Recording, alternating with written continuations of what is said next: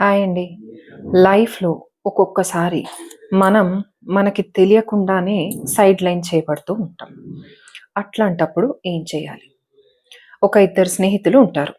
పల్లెటూరులో ఉండి కష్టపడి చదువుకుంటారు. అయితే ఒక మంచి ఉద్యోగం చేసి ఆ ఊరు కోసం ఏదైనా చెయ్యాలి అని తాపత్రయపడుతూ ఉంటారు. ఈ తాపత్రయపడుతూ ఉండడంలో ఒక స్నేహితుడికి చాలా తొందరగా పైకి ఎదిగిపోవాలి అని ఒక చిన్న స్వార్థం ఉంటుంది. ఇంకొకతనికి సమన్వయంతో నెమ్మదిగా మనం ముందు ఊరిలో ఉన్న అభివృద్ధి ఏం చేయాలి? ఏం చేస్తే ఊరు బాగుపడుతుంది అని ప్రణాళిక వేసుకుంటూ వెళ్ళాలి అన్న అభిప్రాయంతో ఉంటాడు.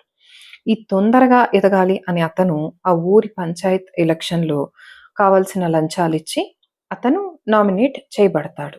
ఈ రెండో అతనికి ఈ విషయం తెలీక అట్లా మిగిలిపోతాడు. అయితే ఈ పంచాయత్ ఎలక్షన్స్‌లో నిలబడే పనుల్లో ఇతను తన స్నేహితుడిని ఇగ్నోర్ చేయడం మొదలెడతాడు.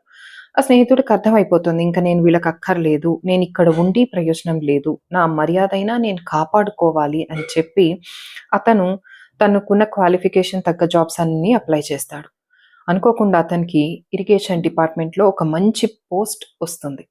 అతను వెంటనే జాయిన్ అయ్యి అక్కడ మంచి పేరు సంపాదించుకొని, ఆ పేరు ద్వారా తన ఊరికి ఏవేవైతే అభివృద్ధి కార్యక్రమాలు అవసరమో అవి చేయాలి అని తన ఫ్రెండ్ సర్కిల్‌తో మాట్లాడి ఆ పనులు చేయడం స్టార్ట్ చేస్తాడు. అయితే తర్వాత కొన్నాళ్ళకి అతనికి తెలుస్తుంది ఏంటంటే, అతని ఫ్రెండ్ కొంచెం దురాశాపరుడు.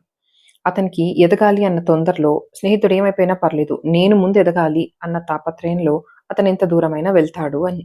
అప్పుడు ఇతను చిన్నగా నవ్వి, ఎప్పుడైతే నాకు గౌరవం దక్కదో, ఎక్కడైతే నా విలువ ఉండదో, ఎక్కడైతే నేను అనుకోని సమస్యలు ఎదురవుతున్నాయో, నా ప్రమేయం లేకపోయినా నన్ను తప్పుపడుతున్నారో, ఇవన్నీ నేనక్కడి నుండి వెళ్ళిపోవాలి అనే సంకేతమే. నేను నా గౌరవానికి తగ్గ ఉద్యోగం, నాకు విలువిచ్చే మనుషుల మధ్య ఉండడమే నాకు నిజమైన మర్యాద అని చెప్పి అతను చాలా సంతోషపడి దేవుడికి కృతజ్ఞతలు చెప్పుకుంటాడు.